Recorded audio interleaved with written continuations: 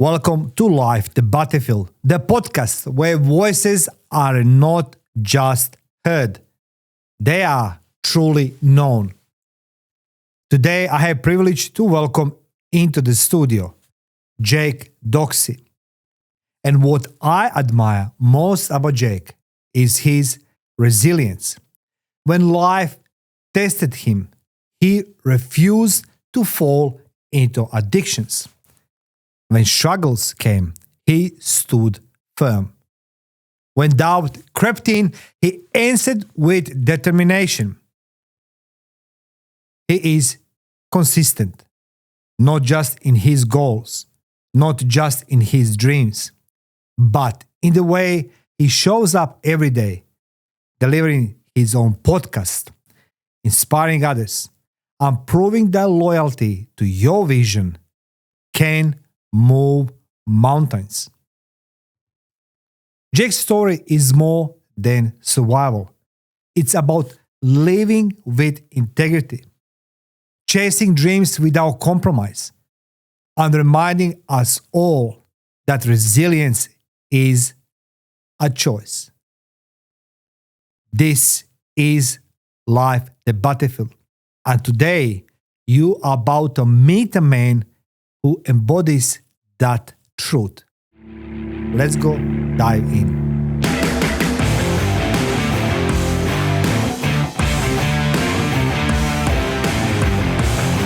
Jake, first of all, thank you for coffee. Saturday morning, you come in Live the Battlefield studio means a lot to me. So I want to welcome you and say thank you for, bringing coffee. You're one of the very few guests in the last 2 years brought the coffee. By the way, man who published 153 episodes. Am I correct? Or it's correct, yeah. Up and down? Yeah, I think 153, 154, something like that. Yeah, you're the one of my first guests on my podcast, and I'm very grateful being guest on your podcast. But my question for you is, Jake, what's changed between episode 1 and episode 153? Oh, great question, Mario. Well, I'll start off by saying you're welcome for the coffee. Of course, I had to bring you a coffee. I've been more than privileged to be able to come back into the studio for the second time now. The first time I came, you hosted such a great conversation for me. When you came onto my channel, that was episode 106, which was about 50 episodes ago now, and I've been super looking forward to catching up with you again.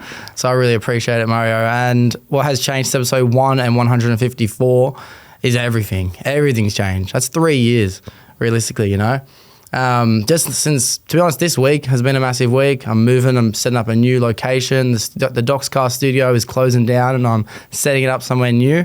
So I'm pretty excited for that. But I've completely changed as a person in the last 154 weeks, that's for sure. Completely changed, yeah. Okay, so it's okay to ask you about these plans of yours, you changing location? Mm-hmm. Okay, what's happening? So this week I actually sold my house.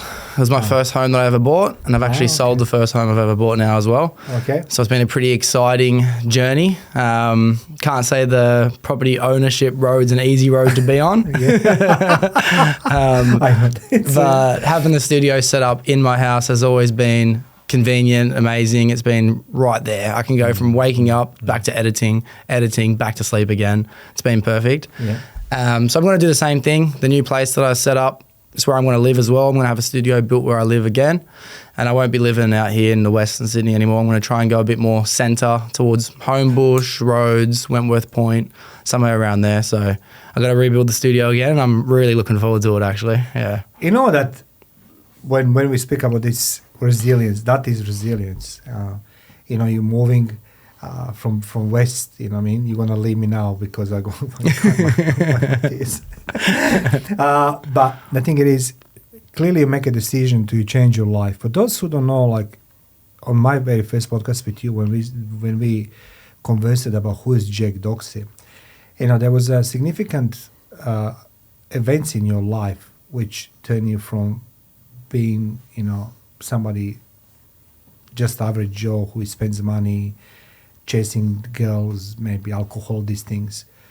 Just I want everybody understand what changed in your life that you turned your life from being into that gear of like everybody else, chasing the glories, likes, girls, alcohol, sex, whatever you want to call, to being very reputable businessman, somebody who's entertained us all. I love your videos. I'm going to come to this later. To our audience, what happened to Jake? Why did you change attitude and the way you look into life and turning into a businessman and podcaster? Oh, that is such a great, deep question, to be honest, Mario. Look, I can't say I have completely eliminated all these worldly pleasures. You know what I mean? When you said stop chasing girls, I thought, well, that's something I could probably start doing a little bit better, to be honest. But yeah, when it comes to things like alcohol, drugs, gambling, all these things, I did make a decision. I just hit 1,000 days since that decision. I'm 1,050 something days since any drugs or alcohol. So that was a big decision I had to make in my life. And to be honest, I think what I became very, very fortunate with is an imagination, you know. I've been able to dream very, very big. And I don't know if everyone's been fortunate enough to have that gift. And I realised if I want to be able to live the life that I can imagine myself having, I can't be wasting my time. I have to just completely put in the effort, you know. So I'm fortunate as well in the sense that I enjoy the pursuit of growing and self-developing and whether it be making money or making content or making friends, realistically. Like I enjoy these things and I don't actually enjoy wasting my time. I don't enjoy being at the pub. I don't enjoy spending too long in venues where I shouldn't be there. I don't actually have fun doing those things anymore. So it became very easy for me to transition into what you described to be a business orientated. I don't see myself like that. Let me tell you that. Look, maybe you don't see myself as that. I say from my point of view, because one thing is for me, listen, somebody talks to us. You know what I mean? What we should do, how we should live, you know, why we should do things and all these things, blah, blah.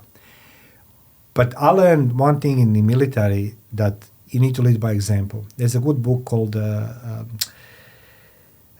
from Joseph Campbell, Power of the Myth. Yes, and he explained this book. It's a 1984 book, published when the books were the books, and he said you need to lead by examples. Explain the entire that process. You know, I mean, why people fail, why people who follows and false idols and false prophets and gurus. But when I see you are the businessman, because it's not transaction. You know, if you don't post tomorrow night, comes new episode, they're gonna say, what's wrong? See, you're working hard every day on a building, you're traveling across the Sydney, you work with all different type of people, yet you have a time to do podcast and put that smile on your face on Sunday night and say like, I gonna put tomorrow episode. You think that's not a successful businessman? I'm not arguing with you. I do find it to be success. I do find success in what I do. And because success to me isn't necessarily a financial number that might be sitting in a bank account. Success might not be a location in which I'm living. Success for me is how happy I am doing what I'm doing, you know. And I'm super successful because I love what I do. Yeah. 154 episodes out. That's a long process. Average statistics speaks this. People give up podcasting between episode 5 and 7. Yeah, that's wild, isn't it? And you know that you create a legacy. So I was going to say, when I go meet my maker, maybe 20 years time, I'm 53 now this year. Don't look at Mario. Yeah, like that's what trust. Like, you know, in 20, 30 years time, your episodes is still going to be there. And people going to say like, who is this Jay Doxy? You know, you're creating the legacy, right? So tell me, what challenges or obstacles you faced from episode 1 to 154 in podcasting? What we can learn. How did you overcome that? In terms of the podcasting challenges in itself, I think a lot of people fail between episode 5 and episode 7 because their intentions were wrong in the beginning. You know, I think that a lot of people expected to attain a certain level of views or monetary value. You know, like people think that you're just going to start posting podcast episodes and you're going to start making all this. Don't think that way, guys. That's not true. That's not true. Like people just need to know from the jump, if you're about to start a podcast, you're about to lose money, you know? It's like buying a boat. It's like buying a 4-wheel drive. There's a million things in this world you can buy that will constantly cost you money. And believe me, starting a podcast is going to be one of those things. So I think a lot of people fail from the false hope that they believe they're going to retire early or quit their job or all these things because of what successful podcasts are. And I'm not saying it's impossible. There are definitely going to be endless amounts of cases in the future where people are going to be able to just get 2, 3, 4 episodes in, get the right attention at the right time, and then they've set themselves up forever. But has not been my journey, and that has not been the journey of 99% of other podcast hosts.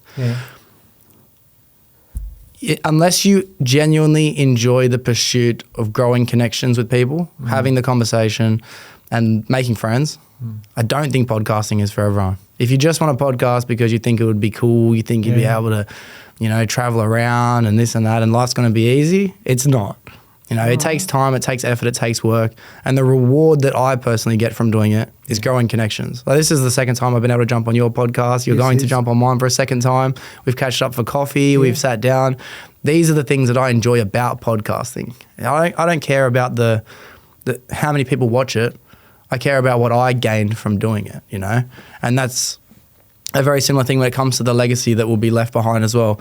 I'm not overly concerned about the legacy of his, who was that great Jake Doxy? Believe me, Jake Doxy is going to be great, but I'm not. I think you are great. Look, I say from my point of view, we can argue, like, you know, this argument and counter argument. But I think, no, I truly believe when you put 154 episodes out, it's like 10 books a day out. You know what I mean? Like, it's like, that's how big you can print it. Every story is like a 50 pages, let's go say. I mean, in average, 300 pages. So look how many pages you already wrote. But I think you're very modest when it comes to this one. And as I said, like, you don't put any content out. You know, you're consistent in your content. It's interviews with the people. It's a new knowledge. It's a new views on the life and anything else. So I think you should give yourself more credit. You know, because after all, there's more coaches, you know, replacing on a daily basis than the podcasters, you know what I mean? And you're doing very well. It's only 3.6 million podcasters on planet Earth. 10 billion people, 3.6 million podcasters. So you've been there. I congratulate you on this one. So I truly believe that you have so much to teach us on these ones. Well, thank you. And to be honest, if we're going to take that statistic and say 3.6 million podcasters and 90% of them fail within the first 5-7 episodes, I think the statistic would be very surprising to find out how many people that actually translates down to, you know. 3.6 sounds like a lot of people. So if anyone's interested in getting into the space and they think they have a lot of competition, you have got a lot of competition. If you get past the 10th episode, you've lowered that number from 3.6 million down to like, it must be down to at least 2 million. I mean, 200,000, realistically.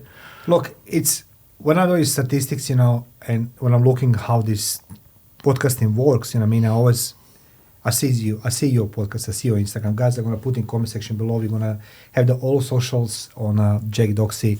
So please give him love, support, subscribe, and share his content. It's truly putting so much effort, and 154 episodes. It is a lot of times. When you look 52 weeks per week, 52 weeks per year, it's 1 year. And I mean, you're 3 years consistently out there. Because podcasting can be go two ways. Either it's entertaining, which I can see my son, 23 years old. I said to him, what do you think about my podcast? He's like, oh, God, Dad, you know, those interviews. He's not into this, right? But there is education as well. So that's where you're filling in. So what was your biggest rewards you saw since you stopped doing for 1,000 days, drugs, alcohol, women, and you concentrate yourself on a podcasting? What do you can tell the audience when you stopped doing these things? How did you feel at the beginning and how you feel now? Before I answer that question, I'd like to touch on the fact that, you know, you were asking your son, what do you think about the podcast? And he was saying, oh, you know, Dad, I don't know about this podcast thing. And what I've found to be very, very interesting along this journey is that the people that you think are going to be your biggest, I don't want to say fans or supporters, but I like it, comrades, you know, at least comrades in this journey are never the people that are actually there, you know, my mum, dad, brother and sister are the 4 most important people to me in this world. They don't listen to my shit. they don't have a clue what's going on, you know what I mean? Like my closest friends, the ones that I speak to and call, you know, on a weekly basis, if not daily, like they don't know who just came out on the podcast, but it's very surprising to find out the people who are listening. When you do find out that this person that you used to go to school with or this person that you bumped into or used to work with, them and their friends and families might even be watching you on the computer, the phone, or even the TV sometimes, which is what blows my mind. That YouTube's a crazy platform where it can show you the percent of how many listeners watch you on TV, you know? And I think to myself, like, wow, I became a superstar. You know what I mean? I never expected to become a TV personality.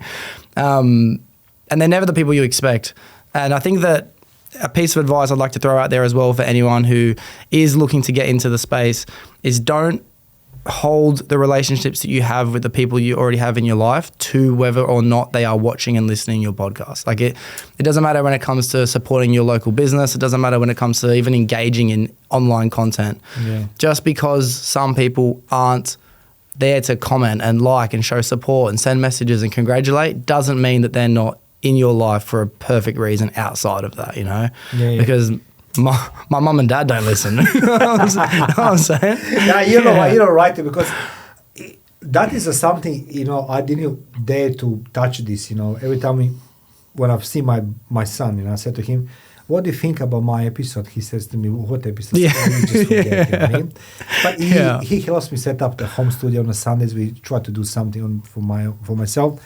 And he says like, oh, dude, you're so old, you know, all these things. And then I catch him listening other people podcasts, right? So it's either entertainment, it's all these stupid things, you know, like shit, swearing, you know what I mean, you know, all this crap, you know, my pranks. But then he comes to me and then he says, I heard something on a podcast. Can you hear it? I said, no, I don't want it. Because that's my stuff. Yeah. You know, like, Yeah. But thank you for sharing this one. So, but if I was to come back to answer the original question, which is what has been the most rewards that I've gained over the last 1,000 days, there's a really good quote. I don't remember where I heard it from. It might have even been the Hamilton play. You know, Okay. you know Hamilton? Yes. They did this recent thing. I think it was on Disney Plus at the moment.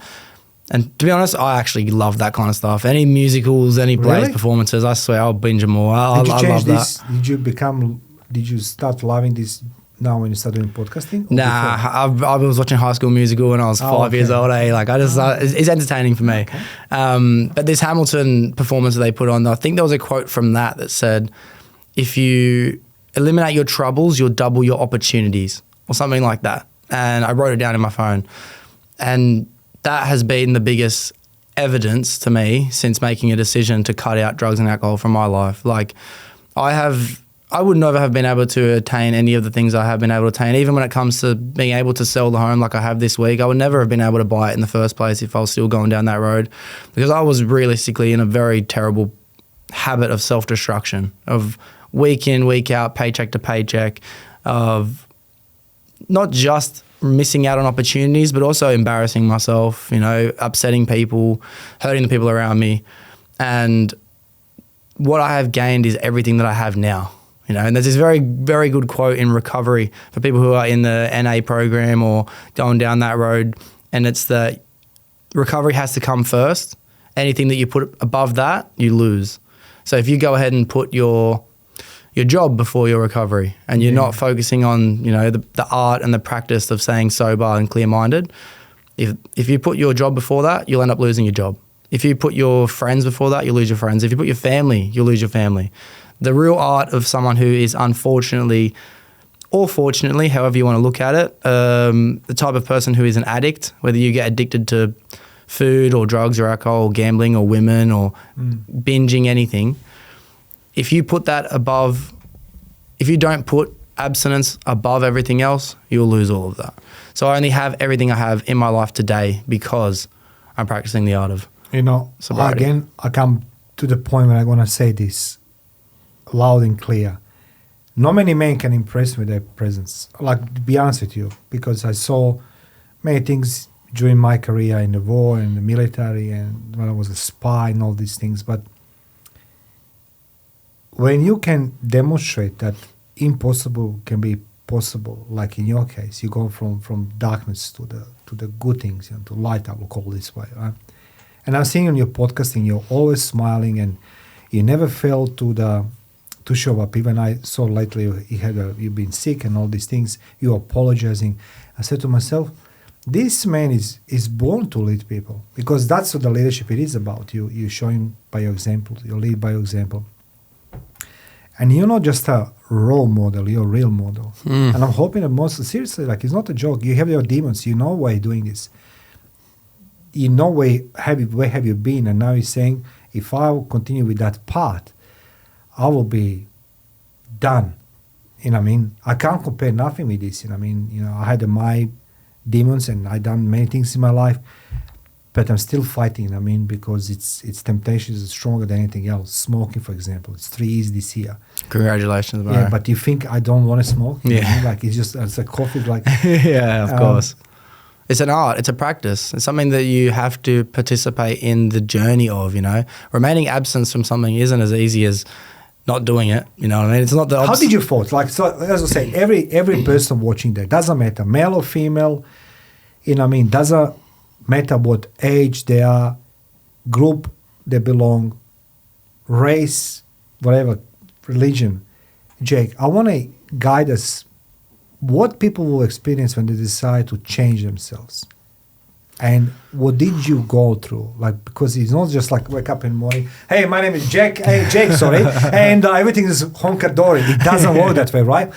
Give us that example.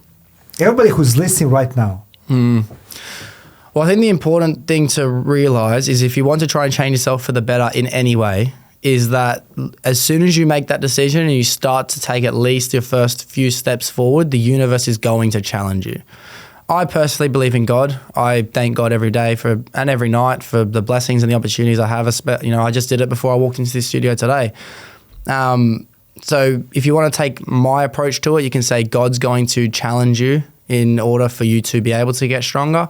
But whether you believe in God or not, the universe is going to throw something at you that's going to make you want to give up on the journey you're about to go down and go back to a life of comfort. It doesn't, to be honest, I went through it just not too long ago, and a friend went through it actually this week as well. He's been on this new diet and he's been like absolutely loving it. He's in the gym now for the first time. He's putting in all this effort. And then very quickly, all these obstacles started to come up in his life, you know?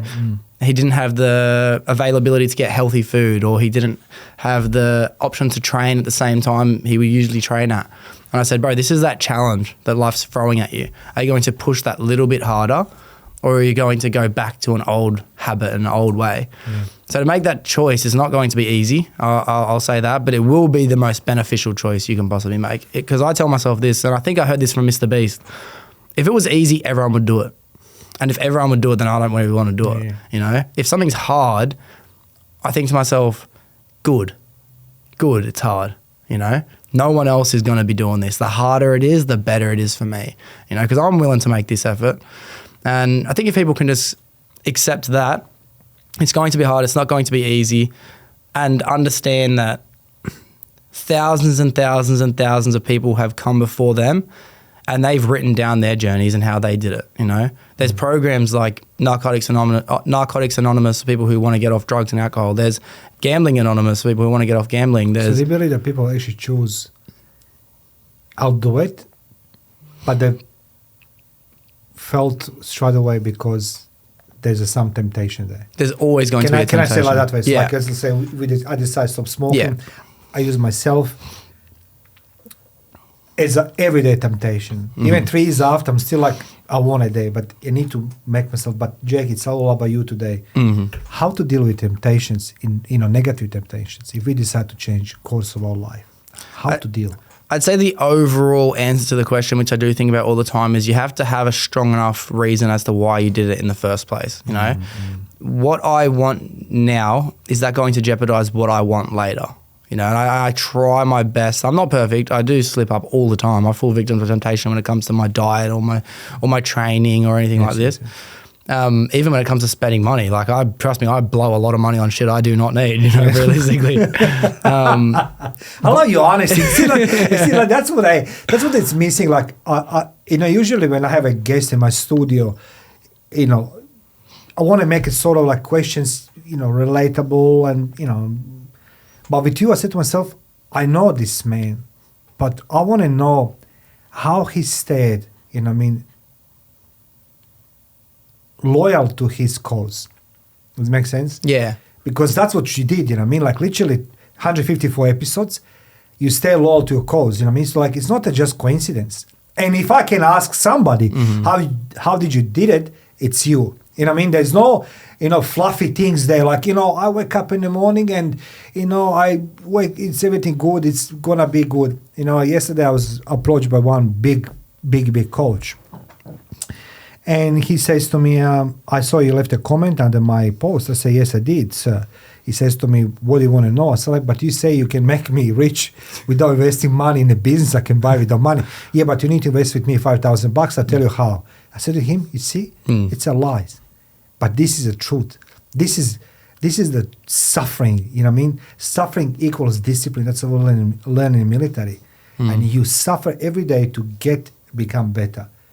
So. I think faith is a really good one. And again, I'm not going to just use the biblical or any other. Please use anything what you want. On this podcast, you can use whatever you like, Jake. It's up to you. For me, it's like it, can tone down. For me, it's faith in a higher power, faith in a God, faith in at least a consciousness bigger than myself, you know, something that is beyond my comprehension. But faith in the fact that it's going to be better.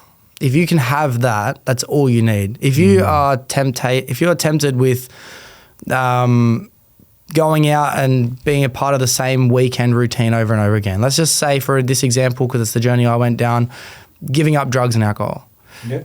Within a week, within 2 weeks, within 3 weeks, within a month, I had endless opportunities to be able to indulge when it comes to weddings or 21st birthdays or football nights at the pub or whatever these things might be.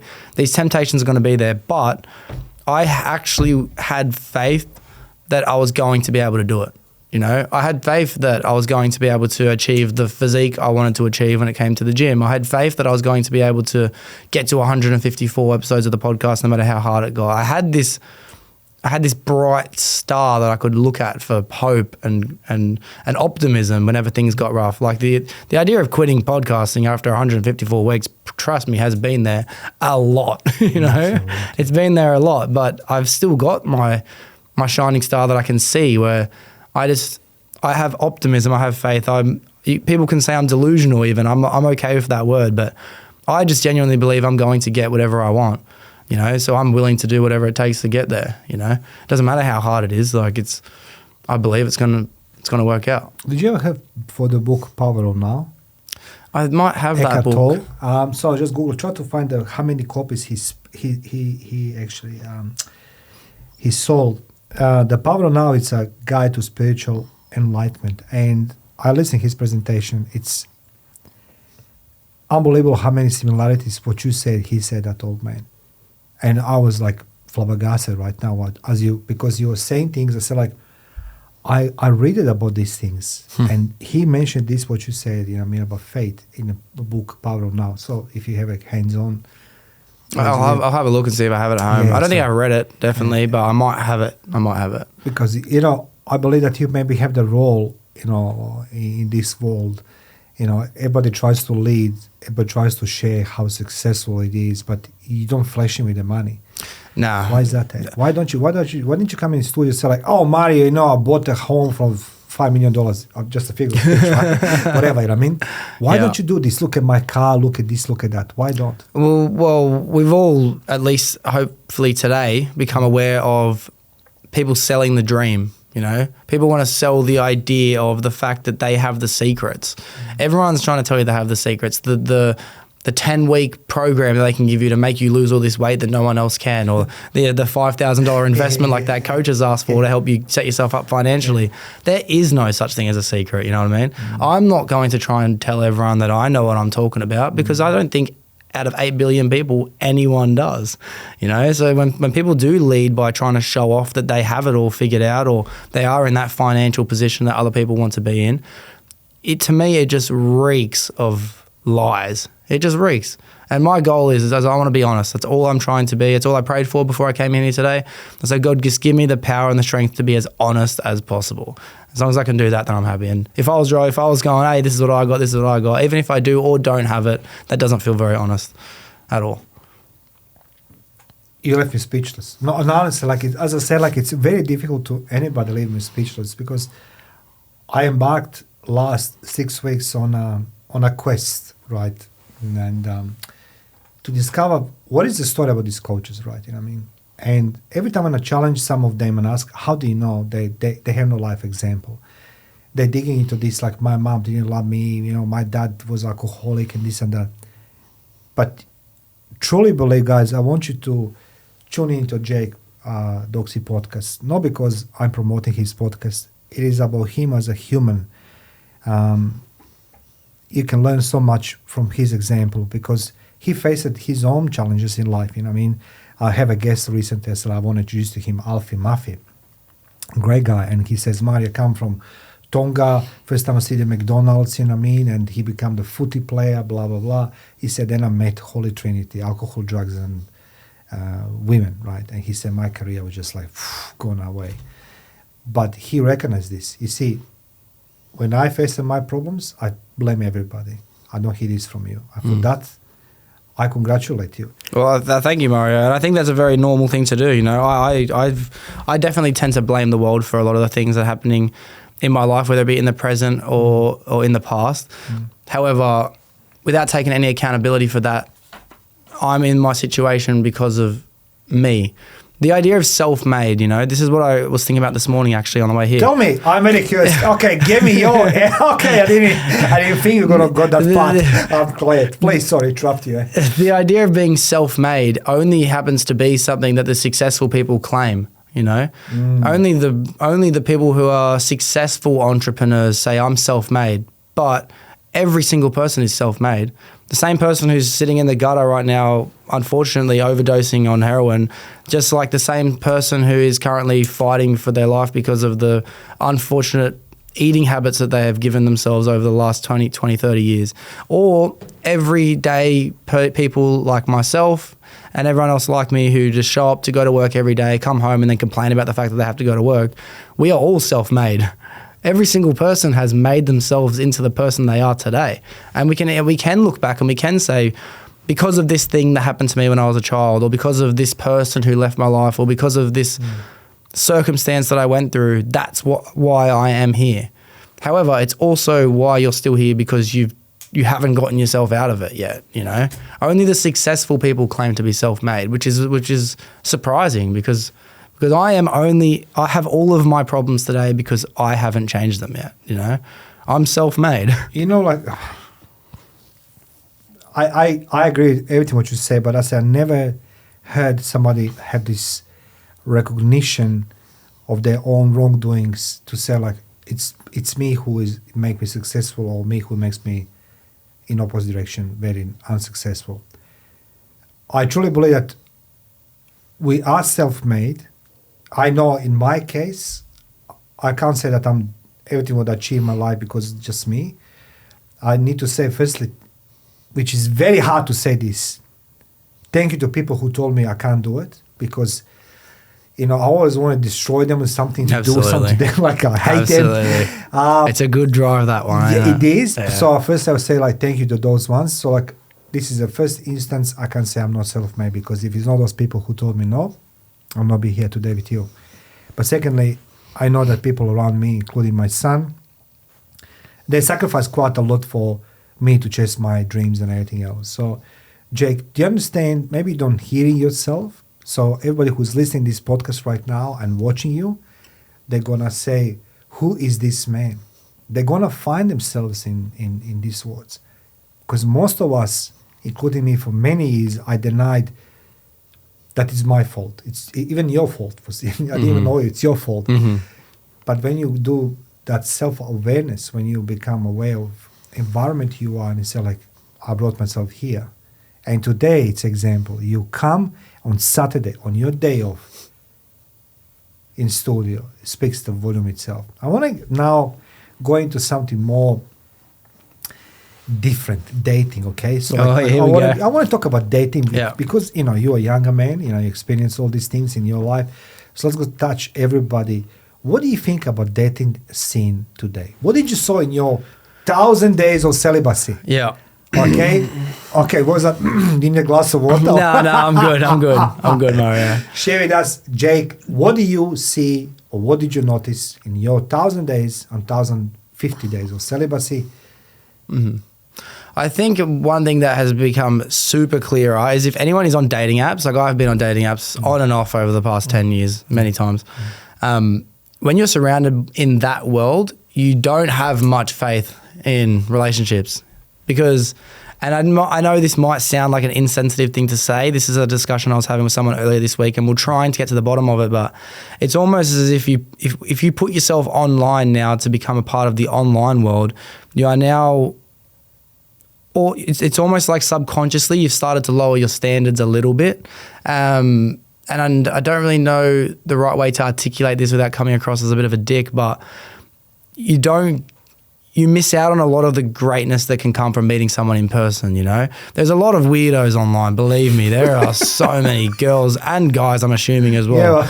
There are so many of them. And it's like every time I've ever put myself back onto the dating world, if I'm going to go on an online space, I'm like, bro, this is impossible. You know? This ain't it. This is not normal.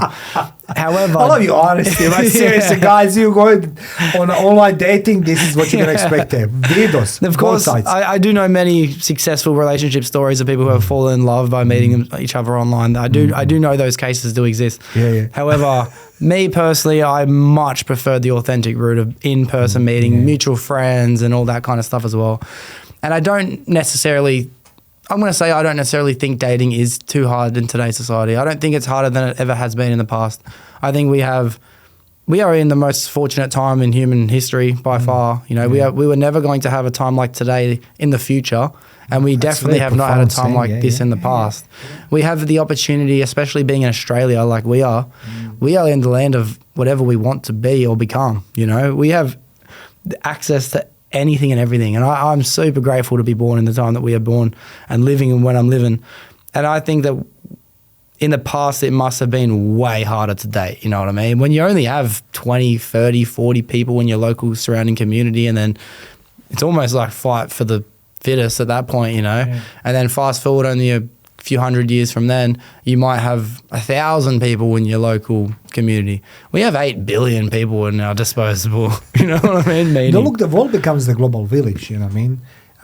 Authenticity is something what I start appreciating more in my life, and that's what you're displaying here today. Again, I know that you're working hard. So those who don't know, you're working Monday to Friday on a building site, right? What are you doing there? Yeah, so what I'm doing at the moment is I go to TAFE again. I'm back in TAFE. I'm now studying another apprenticeship. Okay. So I do that study, but then I also get the blessings to be able to also work full time as my trade that I've already got, refrigeration, air conditioning. Yeah. So I get to do that, and then I also get to study for my new apprenticeship. So through the days, I basically, if you can think of it getting cold, I'm the reason why it got cold. It doesn't matter if it was a fridge, a freezer, an ice machine, an ice cream machine, an aircon in a building or an aircon in a car. If it gets cold, it's me who did it. Just this week, I did a pretty cool job. I built a freezer so big and so strong that if you were in there for 15 minutes, you'd die. You know, you're very proud of this. Yeah. So there's always something cool. There's always something exciting. I'm a site supervisor, so I get the privilege to be able to train and help and guide. What possessed you to go still studying while you're working? I mean, you already have the trade. Okay, I want people to understand why you don't stagnating. Why don't you step back? Okay, I have my podcast, I can meet some chicks, you know, whatever. I have my business, bought a house, so life is easy. But, you know, you continuously choosing another challenge and another challenge. Yeah. Why is that? It's a blessing and a curse, that, isn't it? It's that voice in my head that just will not let me stop.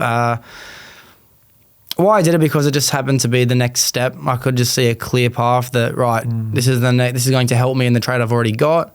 I like having options. I like knowing I don't have to be stuck in this road. I can transition from this job into that job, and hopefully one day from this career to that career. I'd like to be able to have the freedom one day to be able to go, I could live in this house this week, or I don't want to live in that suburb this month. Let's go over to this house that I've already got as well, you know. Yeah. I like having options. And I think I've got a calling or a voice in my head at least that just doesn't like staying still. I have to feel progressive. I have to feel like I'm doing the next thing. If I don't feel that feeling, I actually start to feel a little bit disappointed, or I guess maybe a little bit depressed, if that might be the right description for it. If I'm not being progressive, I don't feel like I'm living up to my true potential at all. So that's why I've gone back, start another apprenticeship. I'll get this one done, and then after that, we'll see what else I could dip my toes in. As you talking to me right now in this interview, just try to put all this together. The puzzles are seeing, right? You know what I mean? Like, Recently, I was in Thailand. I never been in Thailand in my life. I went with a few boys there. I've seen some content about that. It looked like a good trip. For me, it was a challenge, you know what I mean? Because I never been in Thailand. I never want to go in Bali. I never want to go in Thailand. But this year, I have a job in Bali. I was tracking one big digital nomad. And I found him, of course. But Bali, not really not my cup of tea. Thailand, I was there. But comparing to Bali, one trait is similar. The Balinese people and Thai people are very happy people, very warm people. Even they live in poverty, right? It's not much to show. But live in poverty. But then yet I saw all these tourists. Bangala Road, I think it's called, right? You know, Bangala Road, yeah, that's my home right there. That's where my second home is, over on Bangala Road. And I said, like, okay, this is so alive, you know, so... And when I ask people why they're coming here, right? You know the most common answer I got? Not sure. Nobody judged them. No, that is very true. That is very true. I saw Biasi was there, Daniel with me. I was walking with him that night. I said to him, what does that even mean? You know what I mean?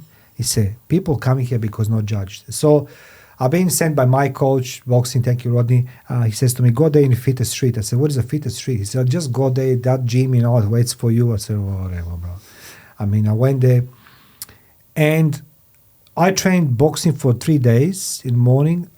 I'm the oldest, I'm the fattest, I'm the boldest. They're all big names there, but there's a lot of people even bigger than me and everything else. Again, I ask, why are you coming here? Why don't you train in Melbourne or Sydney like me? They said, nobody judges here. We can be us, you take our shirts off. This is what you're doing right now. You teaching me now that it's okay to be judged, but you need to pursue your dreams. Well, I think, honestly, I don't have shame, which is a really weird thing. I'll be honest. I just love your honesty, man. Yes, please. Yeah, I reflect on it all the time. Like, I don't actually have much shame. Like, I don't mind failing. I don't mind being wrong. I don't mind saying things online that I might look back on only a couple of days later and go, I could have said that a little bit better, or that video wasn't the best video to put out there. I don't actually feel shame, which I kind of think is a big blessing. You know what I mean? Like, I'm able to go out and try and do a lot of things. I can be whatever version of myself I want to be in any situation and scenario, because I'm not really worried about people. If people want to think I'm weird, or some girl called me a loser the other day as a joke. Really? She did it as a joke. Like, she did it like as a joke, but she felt bad when she said it, because she said it on a subject. It was I won't go into too much detail, but she said it. She said, "I'm so sorry. I was just trying to be funny." I said, do you think that would actually upset me? Like, if you think I'm a loser, I'm so cool with that. And you know what? You're going to keep talking to me anyway, you know? So it's fine. Talk to me about gym now, because I recently, you know, I was in a Virgin, started Anytime Fitness, but then I was in a Virgin for many years. And eventually new gym opened, World Gym in Rouse Hill, right? What a mad gym that is now, isn't it? Sorry? What's a mad gym, that Rouse Hill World Gym? I love walking there because everybody's so serious about exercising, right? It's other gyms, it's different, you know, but it's okay. So I have the good friend of mine. She's my coach, my PT. She prepares him for the fights, Jessica Giselle. Anyway, she's World Gym St. Mary's, I think, somewhere there, right? Anyway, I walk there into gym, and even the women who train in that gym, they are, you know, man, let me tell you, it's 100% into weights, you know what I mean? Yeah. And other gyms, you know, they all look gluteus maximus, you know, the thighs, you know, all these things. But tell me from your perspective, as a young man, when you walk in a gym, what are you looking into gym, and what's happening in gym through your eyes? What you see, give me cons and pros going to gym as a young man, as you are, right? I mean, not like me. I'm the senior citizen. I walk there, I say I'm the king. You never say, hey, king, whatever. Give me the painkillers. Oh my God, my back. But okay, so like I can have the Levi because I was like, I'm the oldest, right? But for everybody, young man, your eyes. If I was to try and think of a pros and cons list, like you just asked me to think, my brain could not think of anything on the cons list. You know what I mean? You have everything to gain and nothing to lose by showing up to a gym. You might find that you have less time to play video games if you want to try and find a con. But you have everything to gain, you know. It's one of the very rare few, and I find as many of these as I can, rooms that you can walk into that everyone in there has the same intention, that's to be better. If you can find a scenario like a church or like a NA meetings or or a gym. If you can walk into a room and everyone has the same goal, I want to be better, you need to stay in that room for as long as possible, because that's what everyone's going to do. And that's all the gym is. It's just a whole bunch of people on their own focusing on themselves to be better people. So just, even if you're just there to hang out, I was hang pissed out off in at there. two things. When I was in Virgin, like I will see the people come in on a bench or whatever, a machine, and then like, Yeah, texty, and I'm like, yeah. bro, like, really? I'm like, would you like me to wait here for my pension? You know what I mean? Oh, you're gonna finish, but I'm waiting for the 20 minutes. You know, I have no problem, being very, very abrupt and I want to. But then another thing it is, when I was particular gym, like you try to do some squats, whatever it is, all girls take out all the equipment, for the legs and the ass, I mean? I'm like, man, seriously, like, what time you come in gym? So I start going gym 4 o'clock in the morning. Wow. Because that's when my son goes. He said to him, why are you going 3, 4 o'clock in the morning? He said, because empty, daddy. I said, oh, God. So I go with him. I'm like a half dead, He's like, good effort. Where do you find strength? What motivates you? You're working hard. Okay, so let's just break this down. What time you start working in the morning? I got to be honest, I'm not in a good routine for when I'm starting work at the morning. At the moment, I'm kind of waking up whenever I want. So let's not use this current month as a good example for it. I'm going to work on it, and I'm going to be better moving forward from Monday. Yeah. Are you promise? That is a promise. That is a promise. Yeah, that's potential. Yeah. Where do I find my strength? Because, but you're working, let's just say, even if you're working 9 to 5, you're working in high stressful environment. You work with the customers, you work with the people, customer service, the equipment, the spare parts, aircon, as you say, you build a Tutankhamun grave, with the freaking 50 minutes you can freeze your ass in that freezer. It's like a pyramid, But then I saw you're going to gym after the work. Okay, this is my question. If you're working all day hard with all this heavy equipment, people, whatever, you can throw so many elements, why do you go in the gym after the work? Why don't you go home and sleep? Or anybody who's listening now, why would you tell them to go to exercise? I don't know if I would tell anyone to go and exercise. I have to be honest, Mario. I don't know if I would, because I have this theory that I only do what I want to do. No one can tell me what to do. To be honest, my boss he can barely tell me what to do, My boss has got a pretty good understanding where he goes, this is what needs to be done. And I go, oh, I'll do it, So like I don't work well under authority, if I'm going to be completely honest. So I only do what I want. And I want to go to the gym every day because I want to get stronger and I want to be healthier and I want to, impress girls a bit easier, Of course. I want to go to work because I enjoy the training aspect, the camaraderie. I enjoy working hard. I enjoy looking back at the end of the day and feeling proud of what I've done that day. A friend and I, we've gone into business and we have our business partners in a clothing brand. That's something that we're excited to take off. And it's a lot of work. We have to commit to weekly routines and financial inputs and all these things, and we do it because we want to do it. Like I wouldn't podcast if I didn't want to do it. And to be honest, if someone doesn't want to do it, I don't understand why they should. Can I just share something with you? By the time this podcast is out, the next fortnight, the book is going to be out, so I can share this on this podcast with you. So I wrote a latest book. And people come to me and they say to me, it's easy for you. I say well, it's not easy. I'm investing my time and try to work around my schedules and, write a book, do the gym, do the boxing, do the podcasting, run my 2 businesses and everything else. But I'm trying to float on my schedule. So people are going to come to you and they're going to be jealous of your success. Are you afraid? That's what I'm seeing in my life. When they said to me, it's easy for you, it's like easy for me. What you see because I published the book or because I have podcast studio, do you know what took to come to that point? Jealousy, it's one of the worst things in life. Have you ever felt on your back, on your skin, on your mind that people jealousy, it's actually try to bring you down? Of course. You don't need to name, but of course. I think jealousy's always been there in the human experience, realistically, no matter how old we are or what we have or haven't got. Like I've even found that as the years have gone on, I don't even want to tell a lot of my but might not be now, but were friends about what I'm looking forward to, because that came from jealousy from their end. It came from, oh, well, must be nice, or I wish I had the freedom and the opportunity to be able to experience those things. And these are things I hadn't even achieved yet. You know what I mean? Yeah. I found people to be jealous just because I was dreaming big, you know, and there's nothing I can do about it. Like I'm not worried that people are going to be jealous. I'm accepting that it's going to happen in the future. I'm just hoping that for each individual person, they'll be able to transfer that jealousy into at least inspiration in some kind of way, you know. I'm not going to pretend like I never get jealous of someone else. I think some people are fortunate and they have been giving a couple of, maybe I can look at it like extra blessings in their life so far. But as soon as I feel that jealous feeling, I'll just try and use it as inspiration instead. Like, okay, he's done it, I want it now too. I'm almost grateful if someone's got something I don't have, because now it's inspired me to want to get it and be like, and then do it better than him sometimes, to be honest too. What do you think if someone sees you as inspiration? If someone does, to be honest, this is a weird fact that I've had to accept, that I actually have become a little bit of an inspiration.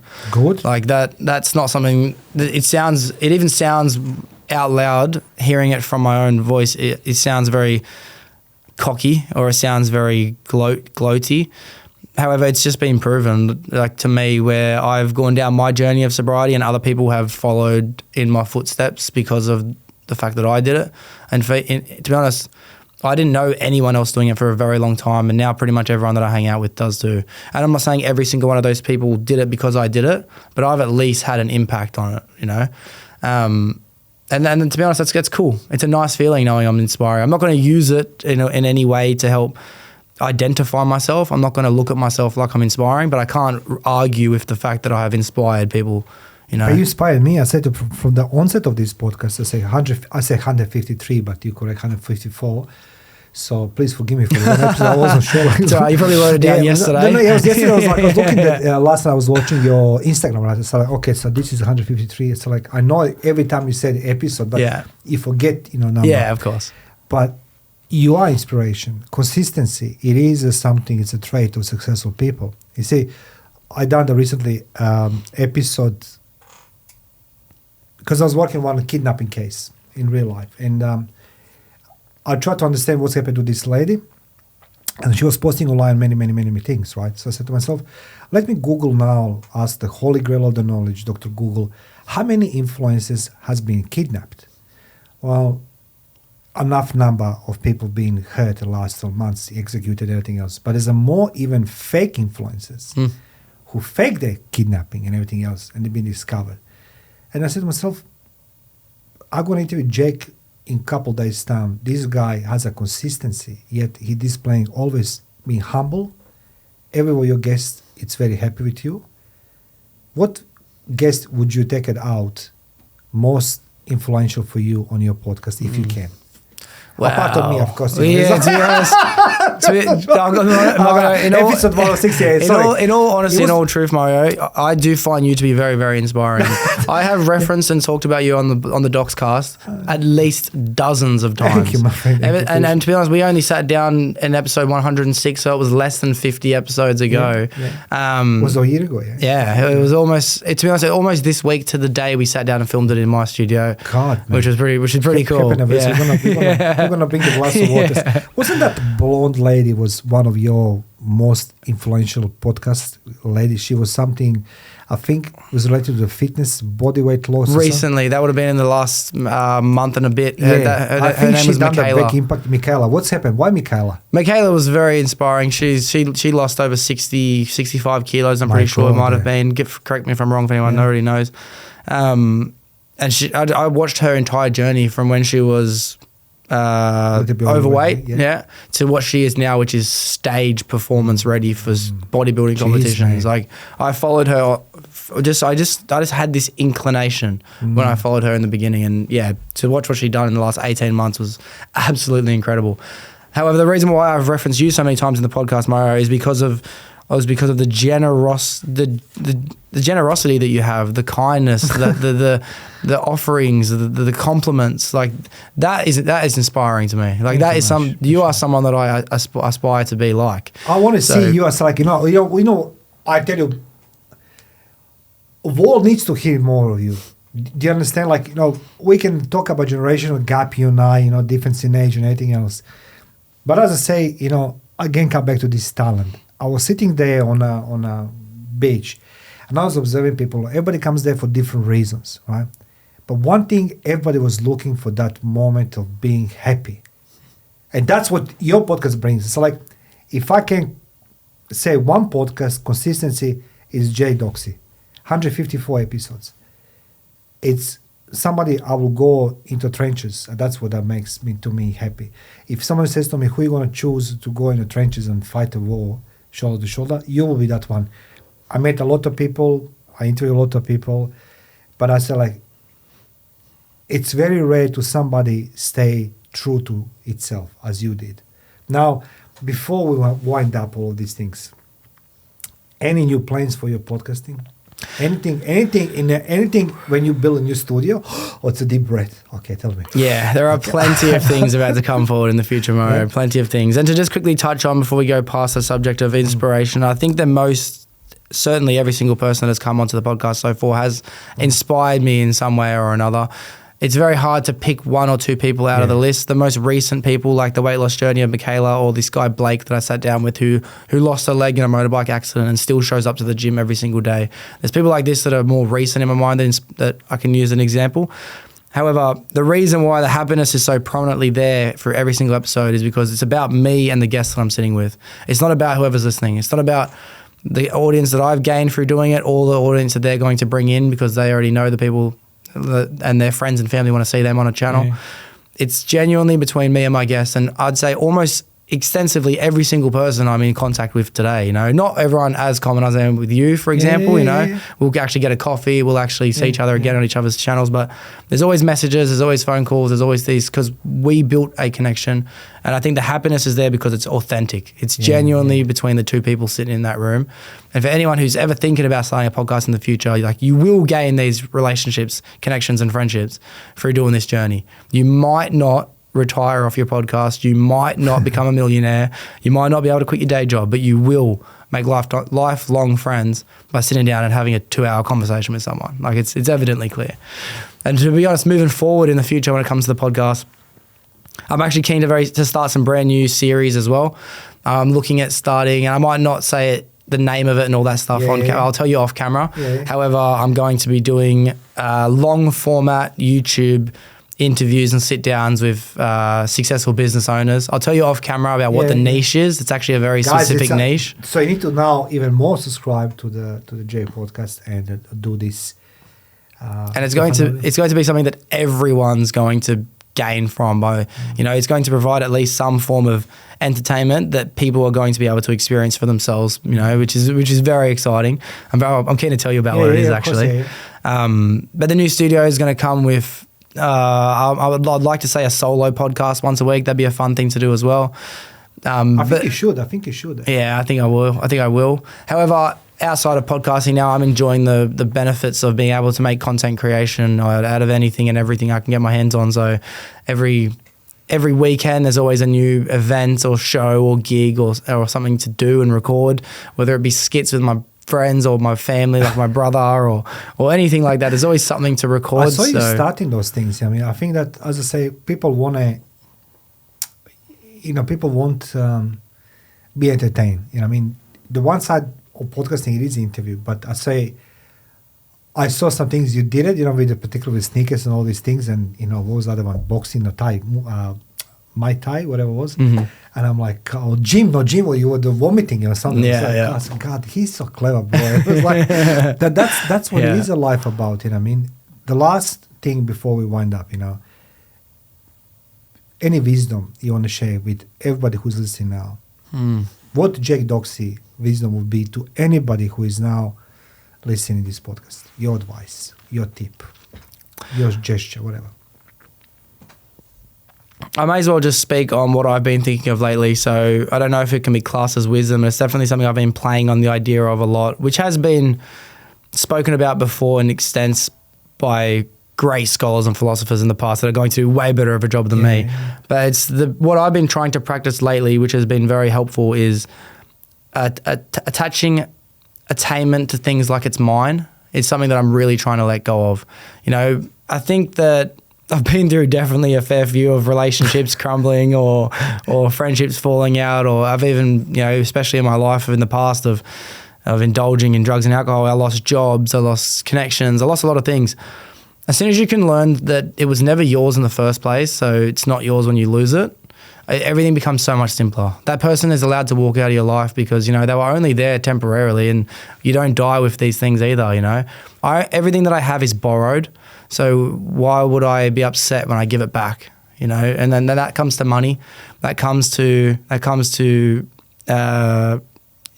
generosity and kindness in any form, realistically. Like, say if you have the opportunity to be able to donate some money, it's not yours anyway, and that's something that I've been really trying to focus on.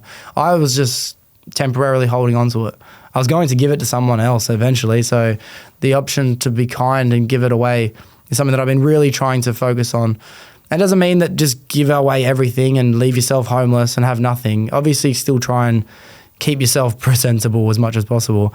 But I've been trying my best to wrap my head around this fact, and it even prophesizes in the Bible, it prophesizes in the Quran, and there's plenty of other religions that do the same thing as well, that everything that you give away, you'll receive back in 1,000x. You know, it says in the Bible, for example, you know, give 10% to church and then you'll be able to receive tenfold. I'm not saying donate to the church. I'm just saying that if you can understand the idea that by giving things away, you actually gain so much more, then everything just becomes so much easier, realistically. You know, it's almost like a superpower that can be unlocked, where there's a saying in NA that you can only keep what you've got by giving it away. So as a tradesman, if you want to remain being a good tradesman, you now have to give your knowledge away to the next generation of apprentices, and that actually makes you a better tradesman. If you want to remain sober in your journey, then you have to teach other people how they can do it as well, and then they can start becoming sober, and now you have more people to kind of be on that journey with at the same time, and it motivates you to keep going. You can only keep what you've got by giving it away, and I'm not going to hold on to it because it was never mine to begin with. And that's been something that I've been really trying to implement in my life lately. And it just makes it's almost like a superpower. As soon as you unlock this little cheat code, everything just becomes so much more crazy. I learned so much today from you. Not about you, about our life. And that's like we clutching on things in our life. You know, you reminded me of something I'm just going now. Reading again. You ever heard of the guy called Miyamoto Musashi? Of course, the Book of Five Rings. Yeah. So like, you know, think lightly about yourself, and that's what it is, you know what I mean? And then another thing it is the path to there's many paths to the top of the mountains, you know what I mean? You don't need to follow one. You just now reiterated this, you know, in my head always, the comeback Mario. It's not always only one path, you know, try to go different ways, you know what I mean, to reach your goals. And this conversation with you today, that what makes life the battlefield. It's like, in my books, you're a true example of resilience. That's a resilience, you know, absence of the being just the courageous, you know what I mean, being brave, you know what I mean, but doing things regardless what obstacles you're going to face. Jake, thank you very much for being my guest today. No, Mario, I could not thank you enough for giving me this opportunity. I love speaking with you. To be honest, my favourite conversation topic is me. Yeah. So I thank you for letting me talk about that. No, that's just like, ladies and gentlemen, I'm going to put you in the comment section below, the description as well. Jack, Doxy, all the socials. Feel free to contact him. And most importantly, to all my 300,000 subscribers and followers, thank you very much for being here on this journey. So feel free to visit Jake. Give him your love, give him your support. And if you have any questions, feel free to contact him directly, and he's going to be happy to answer you. Jake, absolutely. Thank you. Mario, thank you. Thank you, Mario. Beautiful.